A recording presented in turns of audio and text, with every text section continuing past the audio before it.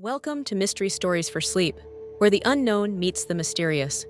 Relax, unwind, and let the intrigue carry you into the night. Your journey into the strange begins now. Okay, so you sent over this fascinating mix of articles and research on hauntings, and we've got the infamous Amityville Horror House on the one hand and then on the other. Right. Stories about ancient Romans being convinced that the Colosseum was haunted. Yeah. Two totally different times, different cultures. Totally. Yet both grappling with these creepy occurrences. Yeah. What's the deal with that? It's like this innate human need to try and understand what comes after, what happens after we die.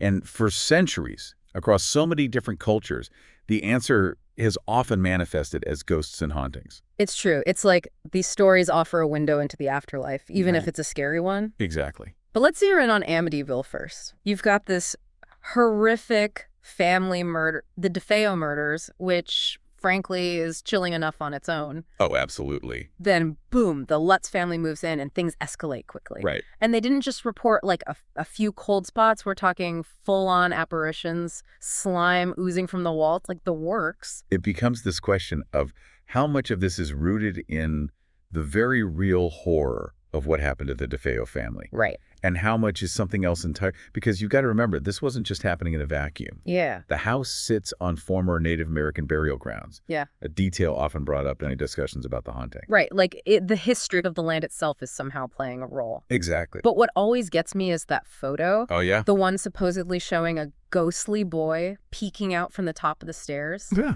Real or not, it's an image that's become permanently etched in pop culture's memory of Amityville. Oh, yeah, for sure. And then you have Ed and Lorraine Warren arriving on the scene. Oh, right. These were celebrity status paranormal investigators. Oh, wow. And their involvement launched the whole thing into a whole other stratosphere. Really? They claimed demonic forces were at play. Oh, jeez. Which obviously amplified the fear factor. Oh, absolutely.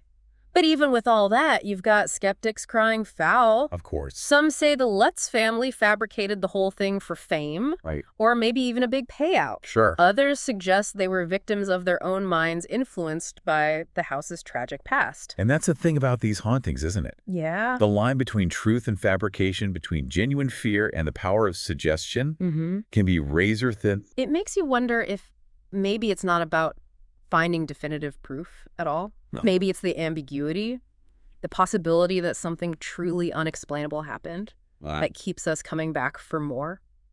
Which in a way makes the stories even more powerful, don't you think? I'm inclined to agree. So we've got Amityville, this modern house layered with personal tragedy and unsettling accounts. Right.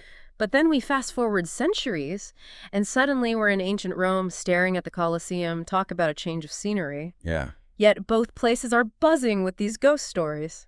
Yeah, and it's not just any building in Rome, right? Yep. It's the Colosseum.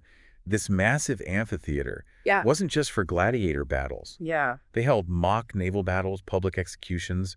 The place was practically designed for spectacle, and a lot of that spectacle involved death. Exactly. It's estimated that over hundreds of years, somewhere between 500,000 to over 1 million people, and animals died within the Colosseum's walls. Yeah, it's really hard to even fathom. It's wild. Yeah. So if any place was going to be haunted by the sheer volume of death alone, it would be this place. Totally. And the Romans totally believed it was haunted. Oh, absolutely. But here's the thing. For them, ghosts weren't always seen as terrifying figures to be feared. Right. They were often viewed as omens, messengers from the gods, or even extensions of the gods themselves. It's really a different way of looking at it. It's so different from how we tend to view ghosts today, right? Totally. Our first instinct is often to grab a camera or an EMF reader to try and capture some kind of scientific proof. Right. The Romans, on the other hand, were looking for meaning and messages from beyond. And they found them. Oh, really?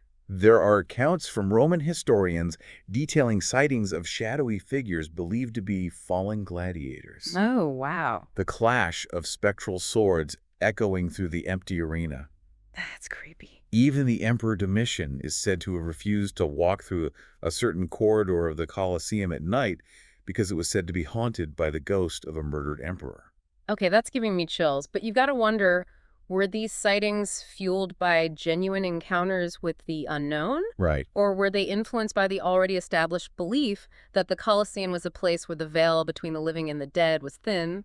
It's the age-old question, isn't it? Right. But what's fascinating here is that the stories, regardless of their validity, had a real impact on how people interacted with the space. Oh, interesting. The Romans would often leave offerings to appease the spirits, perform rituals, and even consult oracles to interpret the meaning behind these ghostly encounters. Wow. So they weren't just like telling scary stories, they were really letting these encounters shape their lives and beliefs. Exactly. It's very much a part of their world. So we've got Amityville, this modern house with its ghost stories, Right.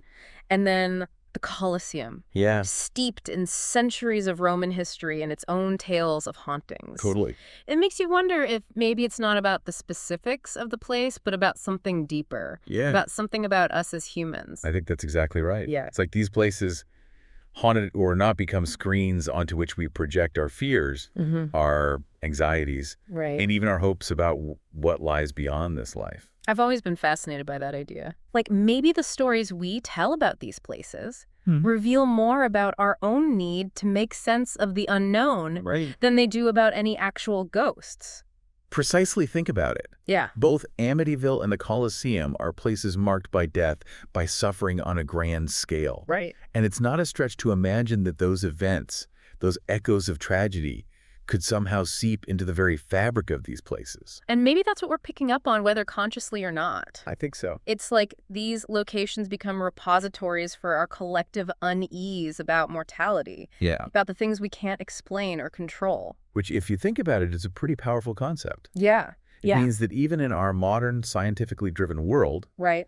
there's still room for mystery, for the possibility that some things might forever remain beyond our understanding. It's kind of humbling, isn't it?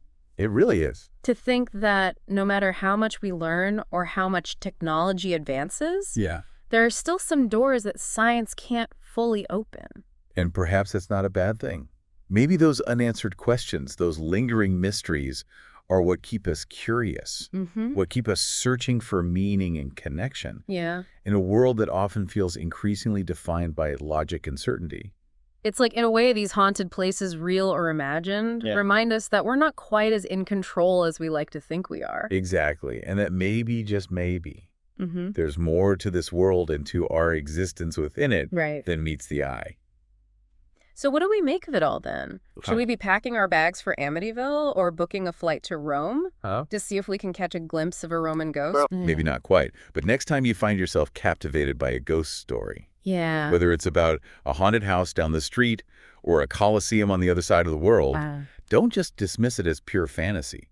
Instead, take a moment to consider what that story might reveal about our enduring fascination with the unknown and what it might say about our own relationship with the mysteries that lie just beyond our reach. It's a good reminder that sometimes the most interesting discoveries aren't about finding concrete answers, Right. but about embracing the questions themselves.